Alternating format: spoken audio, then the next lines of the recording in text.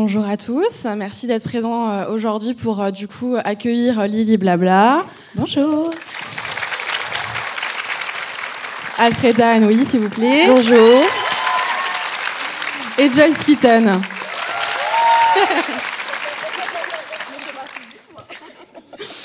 Donc aujourd'hui, le thème qu'on a envie d'aborder avec vous, c'est la fin heureuse. Est-ce qu'elle est toujours obligatoire en new romance et en dark romance?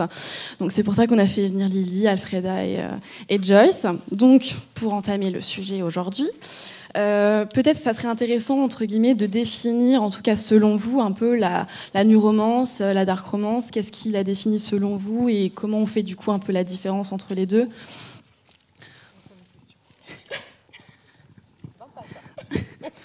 La dark romance, c'est toujours un peu compliqué cette question parce que ça dépend vraiment aussi des personnes. Pour moi, la dark romance, en tout cas, c'est aborder des thèmes qui sont politiquement assez incorrects, traiter des sujets assez tabous, traiter aussi des relations un peu toxiques, compliquées, avec des personnages qui peuvent être aussi très border. C'est le cas de le dire. Donc voilà, donc ça c'est ma définition de la dark romance, mais pour certaines, ça pourrait être juste une relation avec un univers un peu sombre aussi. Et c'est OK, en fait. Je pense que chacun peut se retrouver dans plusieurs genres de dark romance, parce qu'il y a vraiment de tous les niveaux, en fait. Exactement, oui, tout à fait. J'ai pas de voix, Alfreda, c'est pas sympa. Désolée. Bon, pour moi, la new romance, c'est évidemment une histoire d'amour avec un couple au centre, mais c'est notamment le moyen d'aborder des sujets de société dans lesquels chaque lecteur et lectrice va pouvoir se reconnaître. Et c'est ça le plus important pour moi. Et c'est en ça que la fin, qu'elle soit heureuse ou malheureuse, à mon sens, ne définit pas une new romance. Tu viens de spoiler une de mes questions précédentes. Pardon. Suivante, mais il n'y a pas de problème. Merci, au revoir. Donc il n'y a pas forcément de critères, en tout cas un critère qui définit pour dire oui ou non c'est de la new romance ou pas. C'est plutôt toi les sujets de société qui sont finalement le fond de l'histoire parce que c'est actuel. En plus de la romance. Oui, bien sûr, effectivement la romance. Oui. À mon sens, oui. Ok. Et toi, Alfreda? Comme Lily, quand on a écrit Les Rebelles University avec Alicia, on avait envie de mettre des sujets importants. C'est pour ça que dans le tome 1, l'héroïne elle est curvie, elle défend sur les réseaux sociaux le body positive, et c'est un sujet très important pour nous parce que voilà, je veux dire, toutes les femmes sont complexées. Concernées. Je veux dire, peu importe qu'une femme soit ronde ou mince, elle a toujours des complexes en fait. Et on trouvait que c'était un sujet très important. Et voilà. Je crois que ça a résonné dans beaucoup de cœurs, les réactions quand on a pu le voir sur Rebelle et les autres tomes d'ailleurs. Ouais, tout à fait. Mais effectivement, les sujets importants. Je trouve que les sujets sont importants dans la new romance. Exactement, ça fait partie intégrante de la new romance, exact. Comment du coup vous avez fait pour maintenir le suspense jusqu'à la fin, parce que on sait quand même que globalement les new romances ça se finit globalement bien. Donc comment on fait malgré tout pour garder le suspense de on sait jamais, je peux te faire un truc à la fin, ça se finit mal, tu vois. Comment on fait pour maintenir le suspense Je pense qu'il y a plusieurs définitions à la sad end. On ne sait pas en quoi ça va finir mal, et c'est là que c'est important. Okay. C'est que ça peut être une sad end parce que les personnages ne finissent pas ensemble, ça peut être une sad end parce qu'il y a un personnage secondaire qui va souffrir, ça peut être une sad end alors qu'ils finissent ensemble mais pas de la bonne façon. Voilà, il y a plein de façons différentes de faire un sad end. Ça ne veut pas forcément dire que les personnages finissent pas ensemble. Et c'est en ça que je trouve que c'est pas forcément nécessairement un spoil de brinder un livre en disant ça c'est une sad end. C'est simplement que c'est important de prévenir, je trouve, les lecteuristes. C'est important de ne pas les piéger, entre guillemets, avec une histoire à laquelle ils ne s'attendent pas en fonction des sensibilités de chacun. Alors certes, il y a les trigger warnings maintenant, qu'on met de plus en plus systématiquement en début de livre, mais ça permet juste de se dire ça c'est un livre qui va vraiment être difficile en termes de sentiments. Et est-ce que j'ai envie de m'engager dedans ou pas? Mais ça, je trouve que ça spoil pas du tout et ça gâche pas du tout le plaisir de la lecture. Et du coup, la sad end dans une dark romance, ça en fait partie? C'est un critère non, pour toi, Joyce, ou pas tellement dans la dark romance? Oui, c'est quand même la sad end en dark romance, elle est beaucoup plus susceptible d'arriver qu'éventuellement dans une new romance. Après, moi je suis un peu d'accord avec Lily, c'est vraiment... par exemple, pour Borderline, la fin, il y a des lectrices qui m'ont dit que c'était une sad end parce que ça se termine d'une certaine manière. Pour moi, non. Alors, en fait, là encore, je pense que ça dépend vraiment des critères. Ouais, de la définition qu'on met. Après, c'est vrai que dans une dark romance, c'est compliqué de faire une fin, genre ils vécurent heureux et eurent beaucoup d'enfants. Donc, du coup, on est quand même dans une fin qui doit être travaillée en fonction de l'histoire qui s'est passée, tout ça. Donc, la fin, c'est ce que j'écris toujours en dernier. Oui, c'est logique. Mais c'est toujours ce que je pense en dernier, en fait. Parce que sinon, je sais jamais comment ça va se finir, mes livres. Oui, je vois de quoi tu parles. Et est-ce que, du coup, il y a des ingrédients... Enfin, encore une fois, comme on vient de le dire, c'est propre à chacun. Est-ce que toi, il y a des ingrédients qui font des bonnes dark romances? Ou il y a des éléments qui te disent non, finalement, ça, je suis pas... Là, ça va être de mon point de vue d'autrice, parce que du coup, oui, carrément. Voilà. Moi, dans les dark romances, j'aime bien aller vraiment dans des dark romances qui sont assez intenses. Voilà, c'est ce que j'aime écrire aussi. C'est là où je suis transcendée dans mon écriture. Mais il y a des lecteurs qui vont trouver ça beaucoup trop immersif et puis qui vont pas se reconnaître du tout, et puis et des lecteurs au contraire qui vont du coup vraiment rechercher ce genre de lecture, parce qu'il y a des éléments qu'on retrouve un peu moins que dans une romance, quoi. Oui, nulle part ailleurs que dans de la dark. Voilà, c'est ça. Et moi, c'est là-dedans que j'aime bien aller. J'aime bien vraiment explorer des trucs qui ne sont pas encore explorés, et du coup vraiment d'avoir fait une catégorie pour ça, je trouve ça super, parce que ça me permet vraiment d'aller au fond des choses. Au fond des choses, ouais. Ok, donc t'es un peu une exploratrice de la dark romance, quoi. Tout à fait. Non, j'aime bien le terme. Et pareil, est-ce que du coup, il y a qu'est-ce qui, selon vous, encore une fois, c'est toujours vraiment propre en tant qu'auteur, des ingrédients de bonne new romance qui vous semblent, les sujets de société, on a vu. Est-ce que, je sais pas, l'humour ou non, jamais, on est toujours très sérieux. Les relations entre les personnages, peut-être. Enfin, dans la romance, je pense que c'est plus important, en tout cas à mon sens, les personnages principaux entre eux, les personnages secondaires. Les sujets aussi, les thèmes importants d'actualité. Après, je sais pas, les tropes peut-être, mais... La psychologie des personnages aussi. Ouais. Pardon. Je trouve que, pour ma part en tout cas, pour être vraiment en immersion dans un livre et pour que ça passe un peu la barre des 5 étoiles et que ce soit un vrai coup de cœur, au-delà de l'action, surtout en new romance, je veux dire, au-delà de l'action, des retournements de situation, du suspense, etc., c'est vraiment que la psychologie des personnages soit aboutie. Vraiment, je suis 100% en immersion dans un roman quand j'ai l'impression d'avoir des personnages qui sont presque tangibles, qui sont réels, qui pourraient être nous, qui pourraient être vous. Et c'est vraiment comme ça que je suis le plus touchée, parfois même par des thématiques qui ne me touchent pas directement. Oui, parce qu'en fait, c'est des personnages vrais effectivement, que tu pourrais toucher, que tu pourrais rencontrer dans la vraie vie. Et alors couplé vraiment au fait que les interactions soient cohérentes avec les autres personnages, aussi bien les principaux que les secondaires. Enfin, voilà, on a un truc qui tient debout et ça, c'est génial. Oui, je comprends. Alors du coup, j'aimerais bien aborder le sujet de comment vous travaillez un peu votre texte. Est-ce que vous imaginez... Joyce, on a l'impression d'avoir déjà une réponse, mais est-ce que vous avez déjà, avant même de vous lancer dans l'écriture, l'idée de la fin? Ça vient au fur et à mesure de l'écriture? Vous changez de direction finalement au dernier moment? Comment ça se passe? Moi d'abord. C'est pas gentil.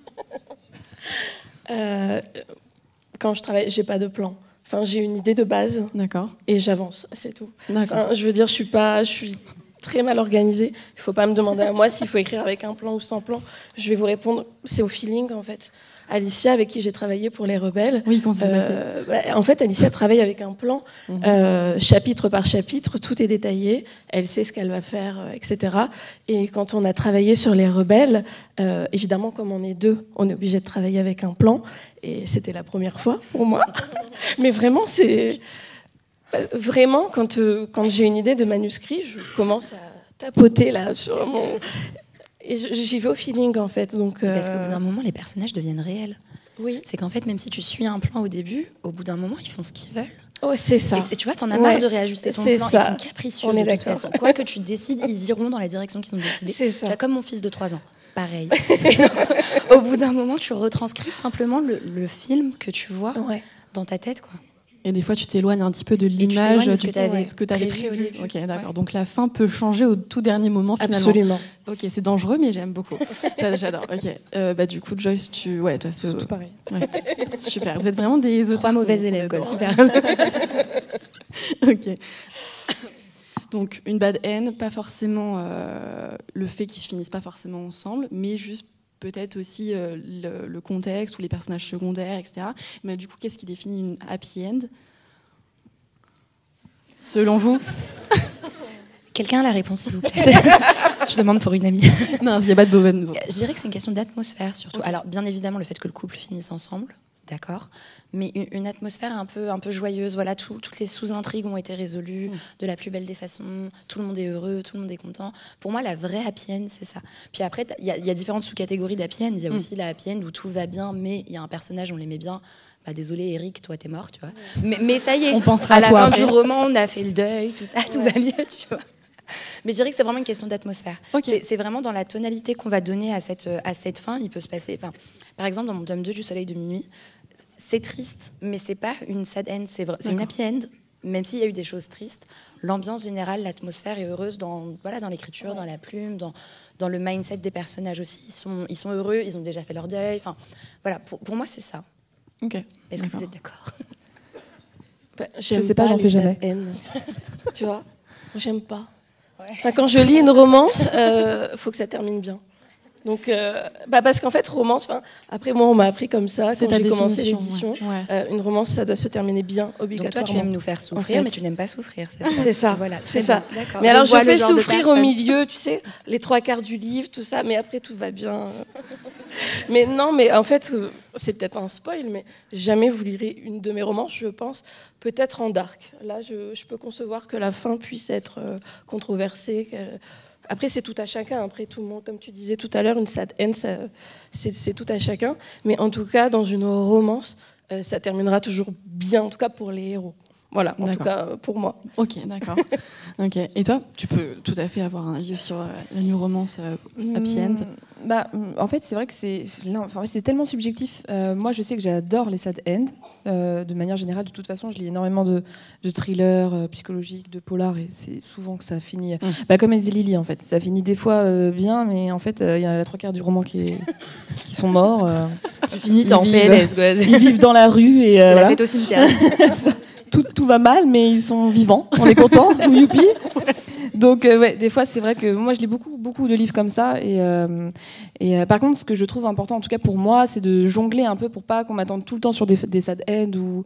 Parce que, par exemple, j'adore Karine Jebel, mais c'est toujours des sad ends. Donc, du coup, quand je commence, je sais. Tu te mets en condition. Et ça m'enlève, du coup, le suspense. Un peu comme, du coup, tout le temps, le happy end. Okay. Là, c'est pareil. Je sais d'avance que ça va mal finir. Et du coup, des fois, je me dis, est-ce que je suis dans le mood, là? Je sais pas. Voilà. T'as raison de se poser la question. Et une fois, elle a fait une happy end.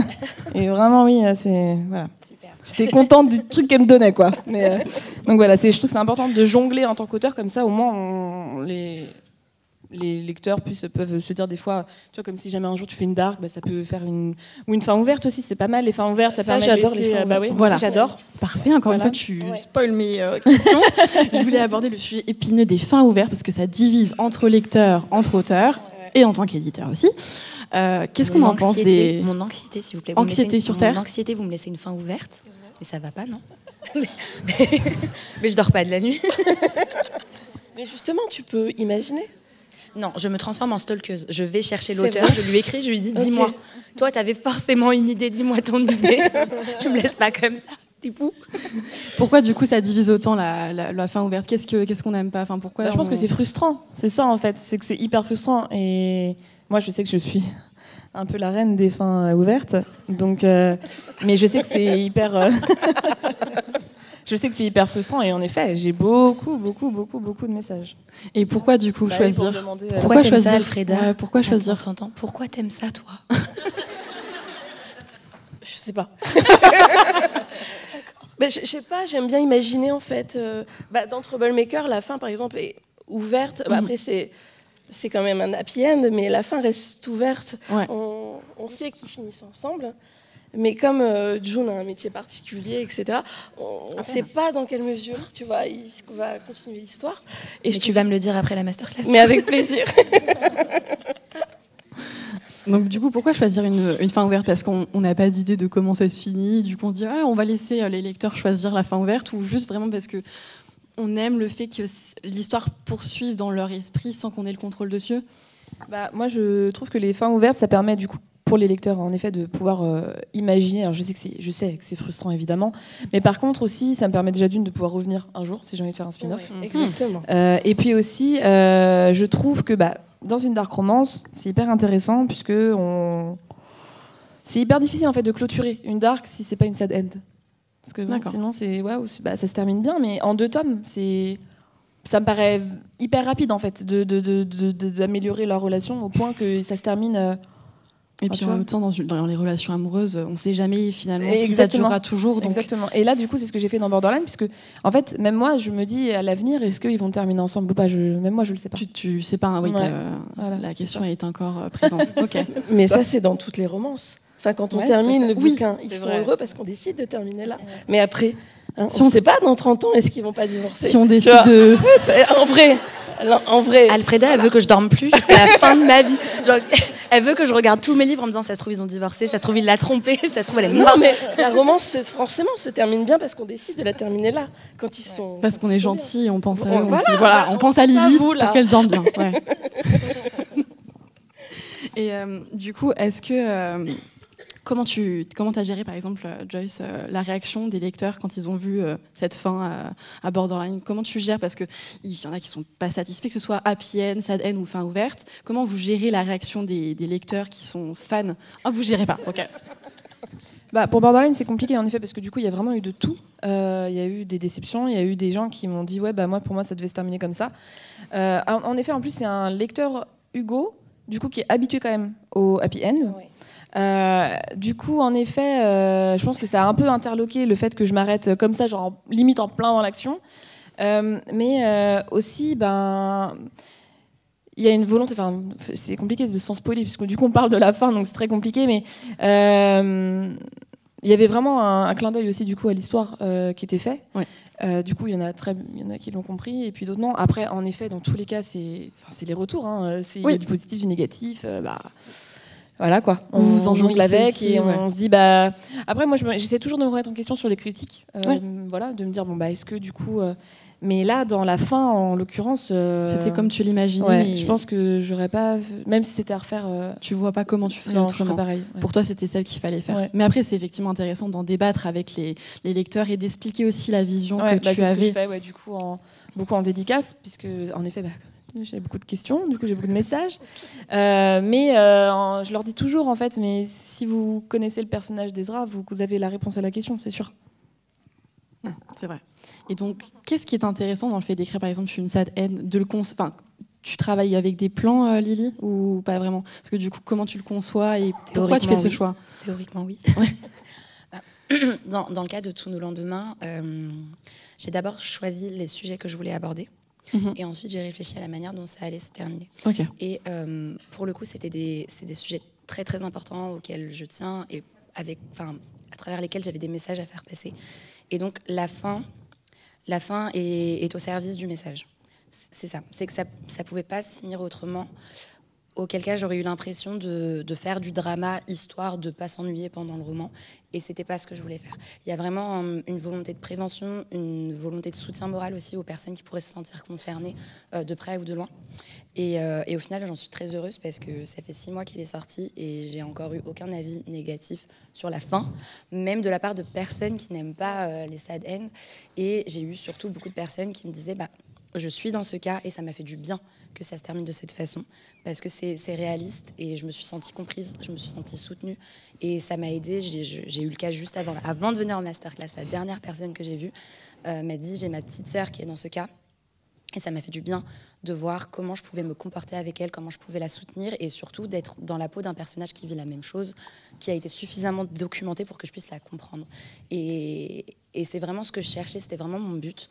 Donc vraiment, je n'ai pas choisi la fin par hasard ou j'ai pas choisi la fin pour changer, pour pas m'ennuyer ou pour faire le buzz. C'était vraiment c'était important pour le message que j'avais envie de véhiculer. Au service de ton histoire et comment tu voulais l'apporter. Ouais. Totalement. Ok. Une bonne façon de conclure du coup le roman, quoi. Ok. Oui, effectivement. Quels sont les messages que peut renvoyer une sad end ou une happy end ?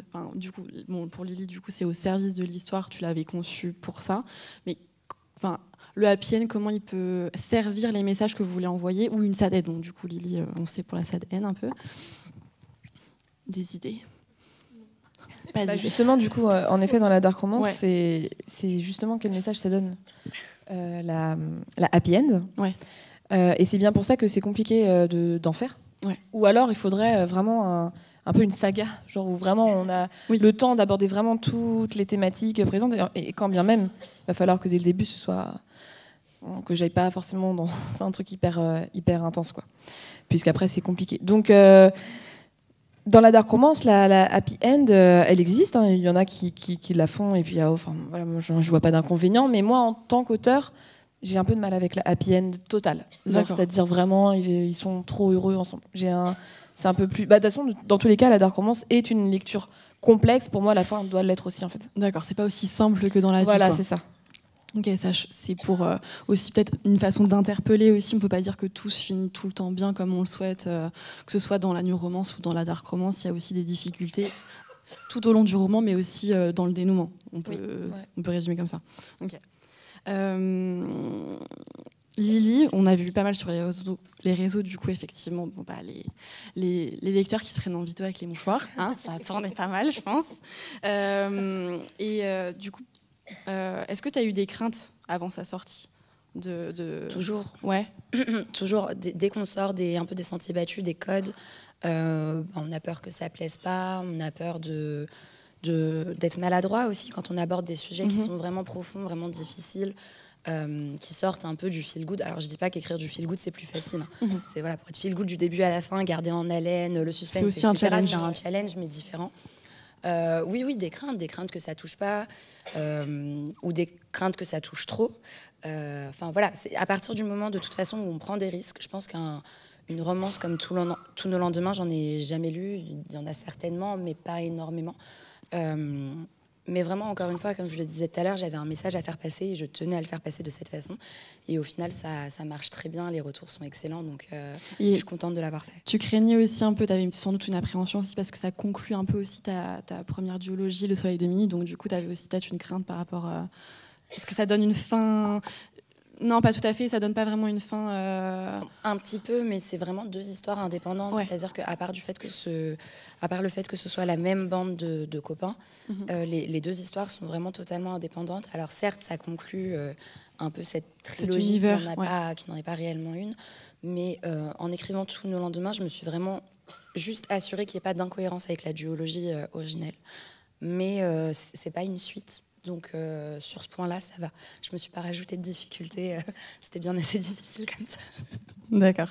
Et donc Alfredo, tu es revenu cette année avec Soulbreaker, qui est le spin-off de Troublemaker. Et donc on va voir si... Est-ce que dès le début, tu as su comment se finirait Soulbreaker ? Parce que, encore une fois, vu que c'est le spin-off, ça fait une sorte de conclusion aussi à Troublemaker, qui était presque une fin ouverte, mais happy end quand même pour Troublemaker. Donc comment t'as fait ? Je ne sais pas. Difficile la question. Un enfant de 3 ans, on a dit, ils font ce qu'ils veulent. On n'a pas la réponse.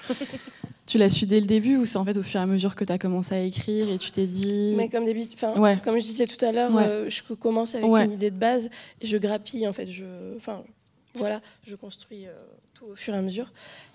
Donc non, j'avais pas forcément la fin. Mais étant donné que l'histoire est assez lourde psychologiquement, je savais qu'elle serait heureuse, mais les personnages ont vécu beaucoup de choses. Donc ils sont pas vraiment heureux quand même. Faut pas abuser. Tu as édité le texte, tu sais comment ça termine. Tu essaies de mettre un peu de bonheur dans leur vie alors que tu sais qu'ils ont subi quoi. Donc la fin est quand même relativement chouette par rapport à ce que ça aurait pu être. Oui. Mais ils ont quand même des traumas qui sont pas réglés quoi, et qui se régleront pas. Comme donc ça. Il faut créer une fin cohérente en fait. Non, ils ont subi trop de choses, ils ne peuvent pas. On va à McDo, on est content quoi. Mais non, en fait, non, il y a toujours ce. Oui, là, surtout quand tu fais une romance psychologique, tu dois aborder du coup la psychologie et l'être humain est quand même assez complexe. Donc finir en quelques pages une fin alors que tu en as fait voir de toutes les couleurs à ton personnage pendant 400 pages, ça peut pas se résoudre effectivement en 3 lignes et finir heureux. Et puis voilà, c'est très bien comme ça quoi. Ok. Et du coup, quand tu as écrit Troublemaker, Soulbreaker, c'était déjà dans ta tête une idée ou... Absolument pas. Après aussi. Après, non, complètement. En fait, je vais spoiler si je dis ça, donc c'est dur. C'est un peu compliqué. C'est chiant, Julia. Mais non. Merde. Ne se prononce pas. Ça passe. Pas de commentaires. C'est ça. Mais non, en fait, non. Soulbreaker, c'est arrivé après. Mais non, en fait, putain, j'essaie. Pardon, excusez-moi. Non, je peux pas. Mais en fait, tu as peut-être vu les réactions des lecteurs à la fin de Troublemaker et tu t'es dit, les pauvres, je vais encore un peu les torturer avec une autre histoire derrière. Oui, mais en fait, la fin est ouverte. Mais Soulbreaker, c'est pas que ça n'a rien à voir avec Troublemaker, parce que ce sont des personnages différents. Donc, putain, je vais pas les mensonges. En fait, les personnages de Soulbreaker font appel au service de June, oui. qui est du coup assassin, mercenaire, voilà. Donc ils font appel à ses services. À la fin de Troublemaker, on a une ellipse de temps de plusieurs mois, et les gens se sont demandé ce qu'il faisait en fait, parce que quand il revient, on sent qu'il s'est passé quelque chose. On sait qu'il a fait des choses. Il ne les dit pas, et c'est ce que j'ai voulu montrer. Voilà. Aborder. Voilà. Ce laps de temps, il t'a servi d'inspiration. Voilà, il a fait ça pendant ce laps de temps-là. Du coup, les personnages sont liés, même si c'était compliqué au début d'expliquer, parce que les personnages de Soulbreaker, en fait, ne sont pas dans Troublemaker. On les voit pas apparaître. C'est difficile de... Voilà, mais j'ai essayé de broder une histoire qui... Je pense que... Qui s'imbrique. Ça a marché. Ça a marché, je crois qu'on peut dire que ça a marché, il n'y a pas de problème. Concernant Joyce, c'est toi qui as lancé cette année la collection Dark Romance. Comment tu t'es sentie dans cette approche de lancer la Dark Romance chez Hugo, surtout avec Borderline, savoir que ça diffère beaucoup de la collection New Romance. Comment tu t'es sentie par rapport à cette ouverture de collection, aborder Borderline? Ça n'a pas été simple parce que du coup j'étais en auto. En auto, j'avais aucune limite en fait. Et puis en plus, j'ai commencé à écrire vraiment pour une niche. Avec Toxic, c'était quand même jamais j'aurais pensé que ça se vendrait au point où ça s'est vendu. Et puis quand j'ai écrit Borderline, donc là j'avais décidé en fait de changer, parce que comme Toxic était vraiment très très assez trash, tout ça, je m'étais dit Borderline, je veux pas qu'on m'attende en fait tout le temps sur des lectures comme ça. Tu veux les surprendre. Voilà, donc je voulais rebasculer sur une dark quand même un peu plus douce, même si elle est quand même voilà. Et donc pareil, j'ai sorti en auto-édition. Enfin voilà, pour moi c'était acté. J'écrivais comme je voulais, et puis pour un petit lectorat mine de rien, parce que même si en auto je vendais bien, c'est quand même un lectorat qui est limité à Amazon finalement, puisque ce n'est pas en librairie. Du coup, quand Hugo est venu me proposer d'entrer chez eux en catégorie, j'avais pas encore écrit le tome 2. Oui, c'est un inédit le tome 2. Je suis tombée enceinte et tout ça, donc du coup ça a totalement arrêté la machine. Elle m'a un peu bloquée. Et du coup, j'ai recommencé finalement avec toi, je sais pas, 1 an après avoir arrêté de l'écrire. Et là, ça a été dur. Là, ça a été difficile parce que j'écrivais pour Hugo et c'était pas la même chose. Oui. Et même si vraiment j'ai eu aucun... Enfin, c'est vrai, je peux pas dire Hugo ne m'a jamais mis de barrière ni rien, mais j'avais hyper peur. J'avais très peur des retours des lectrices, j'avais peur de l'accueil. C'était un lectorat New Romance, totalement New Romance. Pas du tout le même public. Et là, je me suis dit, je vais me faire rattraper. Je me suis dit, ça va être hyper dur. Oui, parce que donc le tome 2, je l'ai écrit avec cette peur. Et je le sais maintenant, je le ressens. Voilà. J'ai mis des choses que voilà, je regrette pas forcément, mais c'est sûr, c'est pas. Je pense qu'en édition, en auto, j'aurais été encore plus loin. Voilà. Mais faut toujours se dire que voilà, il y a du positif à reprendre, même dans le négatif. Les retours ont été un peu difficiles pour moi, puisque il y avait beaucoup de déceptions. Mais je me suis dit, ok, dans ce cas, je sais maintenant que même chez Hugo, je peux aller... tu peux encore explorer d'autres même chez Hugo, en fait, il n'y a pas de problème, on m'attend, il n'y a pas de souci, et on ne m'attend pas au virage. Voilà. Et donc, là, pour mon inédit, je me suis laissée porter comme je l'aurais fait avec un auto. Oui, tu es quand même fidèle à toi-même, tu abordes les sujets que tu veux aborder, tu repousses les limites un peu. Voilà, les tiennes aussi. Hein. Oui, c'est vrai qu'on forme un duo quand on est éditeur, quand on travaille avec des auteurs, on forme un duo, donc c'est vrai. Donc, Julie, a des fois, voilà. Elle a le cœur un peu lourd quand elle lit mes manuscrits. Mais au moins, voilà. Donc c'est vrai que j'ai eu peur des retours de Hugo, le lectorat n'était pas le même, mais maintenant j'ai confiance. Je me dis que en fait, Même chez Hugo, en fait, il n'y a pas de problème avec la dark. Il fallait juste se lancer et voir. Et j'étais la première en plus. Oui, donc je savais pas du tout ce que ça allait donner. C'est le côté tout premier, quoi. On se lance, on sait pas trop à quoi s'attendre. J'ai vraiment sauté dans le grand bain en me disant waouh, qu'est-ce qui m'attend. Donc, mais ça a été, voilà, c'est plutôt positif. Et aujourd'hui, tu es là, donc ça prouve que tout s'est quand même finalement bien passé. Oui, ça s'est bien terminé. Très bien. Là, on a un happy end, quoi. Oui. Tant mieux, j'en suis ravie. Et du coup, on va peut-être donner des conseils à des futurs auteurs dans la salle, que ce soit dark romance ou new romance. D'après votre expérience, quels conseils vous donneriez du coup aux futurs auteurs qui voudraient se lancer dark ou new romance, peut-être des pièges à éviter, des premiers écueils que vous avez du coup subis au début, que ce soit auto-édition ou ce serait vraiment de tout lister, de se lancer sans se mettre de barrières. Pour mon premier roman, pour Le Soleil de minuit, je l'avais écrit pour moi à l'origine, je ne comptais même pas l'envoyer en maison d'édition. Et il y a plein de codes assez ancrés de la new romance que je n'ai pas respectés, et notamment le fait qu'il faille absolument qu'il y ait des scènes intimes, etc. Ce n'est pas le cas dans le tome 1. Et quand je l'ai envoyé en maison d'édition, on m'a vraiment dit t'es sûre que ça va plaire à un public new romance? Et j'ai dit oui, je ne veux pas le changer, je veux qu'il reste comme ça. Pour le tome 2, ça a été pareil. Pour Tous nos lendemains, ça a été pareil. Et au final, ça plaît à chaque fois. Ça finit par trouver son lectorat. Et de toute façon, en tant qu'auteur, c'est un petit peu, en fait, quand on essaye de trafiquer notre écriture manuscrite, d'imiter l'écriture de quelqu'un. C'est jamais naturel. Et pour écrire un manuscrit, c'est la même chose, en fait. C'est que si jamais tu essayes de te mettre dans les bottes de quelqu'un d'autre et d'écrire quelque chose que tu ne ressens pas et qui ne te ressemble pas, c'est difficile. Et ça va sonner faux, en fait. Exactement. Et puis, c'est aussi la singularité de chacun qui fait qu'un roman va être bon, en fait. En essayant de faire la même chose que l'autre, tu ne feras pas forcément aussi bien que l'autre. Alors que si tu te fais confiance à 100% et que tu vas au bout de tes idées, tu seras cohérent et ton livre va plaire autant qu'il te plaira à toi. Donc vraiment, se lancer sans se mettre de barrière. J'aime beaucoup le message que tu transmets, c'est beau. Joyce, est-ce que tu veux donner un conseil? Là encore, je rejoins Lily. J'ai une personnalité. Hein, mais en fait, c'est vrai que l'originalité, déjà, c'est hyper important. Je pense que c'est ce qui fait qu'un roman fonctionne ou pas. On demande beaucoup comment j'ai eu l'idée d'écrire Toxique, qu'est-ce qui m'a poussé à écrire de la dark romance, etc. Et en fait, à l'époque, il n'y en avait pas beaucoup de dark romance. C'était très rare. Moi, j'avais lu, j'avais adoré. Il y en avait un que j'avais adoré. Et en fait, ça se faisait pas. Il n'y en avait pas. Du coup, je me suis dit, c'est pas grave, je vais l'écrire moi-même, finalement. Et comme il n'y en avait pas, ça a trouvé son public. Je pense que oui, la clé, c'est l'originalité.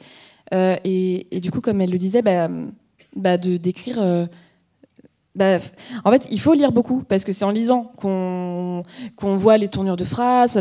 C'est comme ça qu'on construit aussi sa propre écriture. C'est en lisant énormément, et de tout genre. Je pense que ça, c'est hyper important. Il faut vraiment lire de tous les genres. Et après, c'est sa propre histoire qui naît dans sa tête. Et en effet, il faut éviter qu'elle soit inspirée d'une autre, parce que ça sera du coup l'histoire bis éventuellement, mais ça sera jamais une exclusivité, quoi.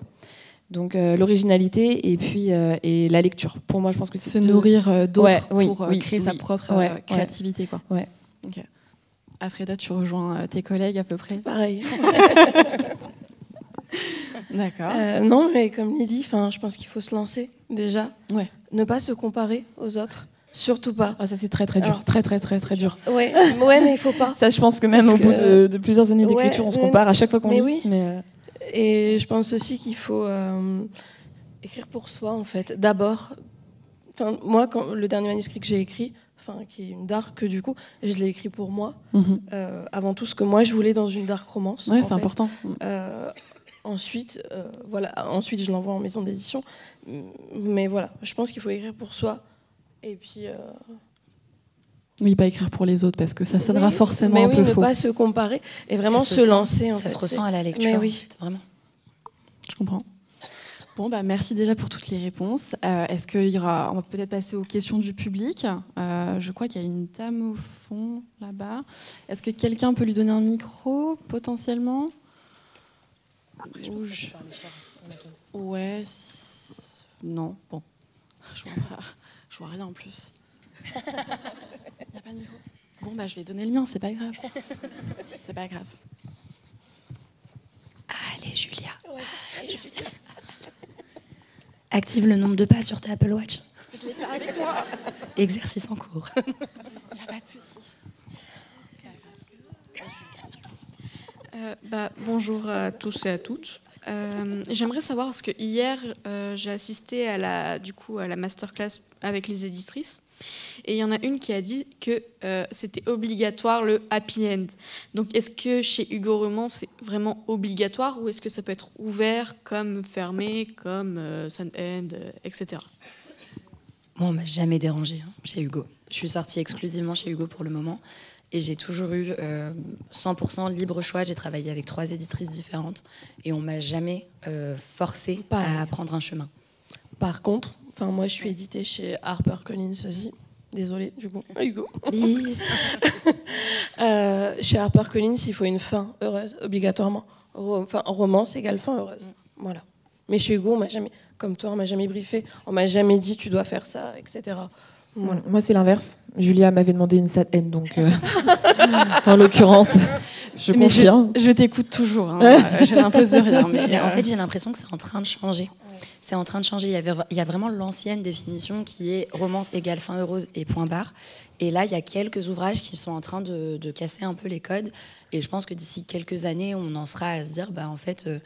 la romance, comme son nom l'indique, c'est juste une histoire d'amour entre 2 ou plusieurs personnages. Je suis très ouverte sur ce point-là. Pas sur les fins, mais sur ça, oui. Mais parce qu'en fait, c'est que la romance évolue, en fait. Elle est de plus en plus acceptée dans la littérature.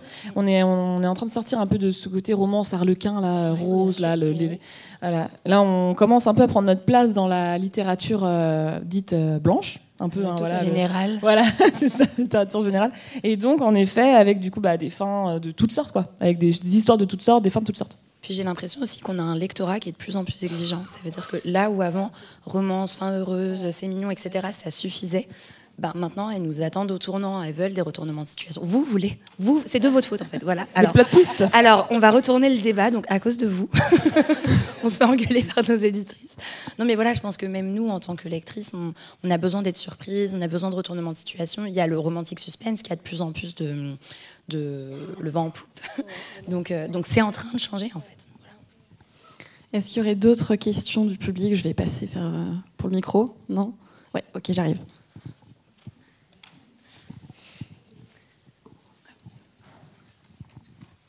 Bonjour, j'ai entendu récemment que par exemple en Corée du Sud, il y avait maintenant ce qu'ils appelaient des fictions thérapeutiques. Donc je ne sais pas si vous avez entendu parler de ça. Donc c'est des ouvrages assez courts et donc on s'attend évidemment sur la question du thérapeutique. J'imagine que ce soit plutôt des fins heureuses. Est-ce que donc vous avez entendu parler de cette nouveauté éditoriale non plus? Je me posais la question par rapport à d'autres pays. Voilà, est-ce que vous avez une vision d'autres pays et de leur façon d'articuler la fin, l'amour entre personnages, etc. Alors ça, je pense que les éditeurs voient un peu, parce que je sais que les éditeurs savent ce qui fonctionne parce qu'il y a, nous par exemple c'est la romance, mais je sais qu'en Espagne c'est pas mal la romance historique qui cartonne. Oui, j'ai appris ça. Il y a des pays où ou l'Italie, je crois, je sais plus. Bref, il y a des pays en effet qui ont des particularités. Par exemple, la dark romance, c'est plutôt assez français. Et voilà, il y a d'autres, et américains aussi. Aux États-Unis, c'est vraiment voilà. Donc c'est vrai qu'il y a des pays qui ont des thématiques un peu comme je dirais des modes, des courants en fait, qui vont être portés plus en avant.